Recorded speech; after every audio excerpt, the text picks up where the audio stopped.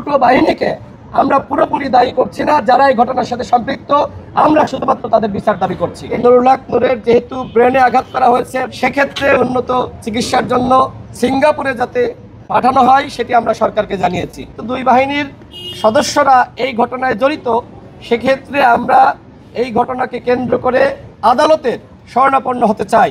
এই অবস্থায় বিমানে তাকে নিলে তিনি আরও বেশি অসুস্থ হতে পারেন। সেক্ষেত্রে আমরা আশা করি যে সপ্তাহখানেকের মধ্যেই নুরুল হক নূরকে দেশের বাইরে উন্নত চিকিৎসার জন্য পাঠানো হবে। আমাদের পক্ষ থেকে আমরা যেটি জানিয়েছি যে নুরুল হক নূরের যেহেতু ব্রেনে আঘাত করা হয়েছে, মাথায় আঘাত করা হয়েছে, সেক্ষেত্রে উন্নত চিকিৎসার জন্য সিঙ্গাপুরে যাতে পাঠানো হয় সেটি আমরা সরকারকে জানিয়েছি।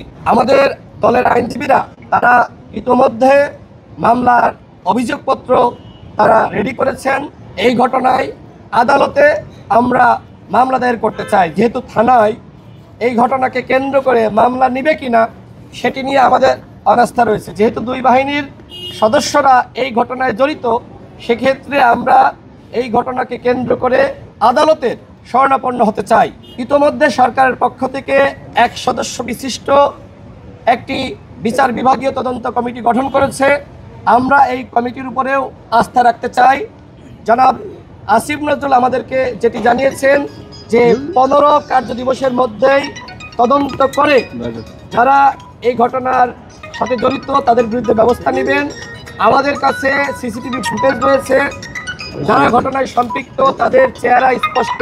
সুতরাং সেনা প্রধানের উদ্দেশ্যে বলতে চাই, আপনি যদি এই ঘটনার দায় না নিতে চান তাহলে দোষীদের বিরুদ্ধে ব্যবস্থা গ্রহণ করুন।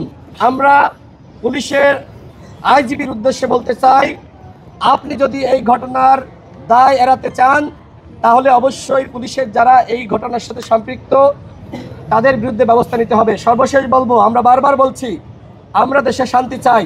আমরা চাই এই দেশকে মাননীয় প্রধান উপদেষ্টা এগিয়ে নিয়ে যাক, কিন্তু এই ঘটনার অবশ্যই প্রতিকার হতে হবে। আমরা বারবার বলছি এই ঘটনাকে কেন্দ্র করে আমরা কোনোভাবেই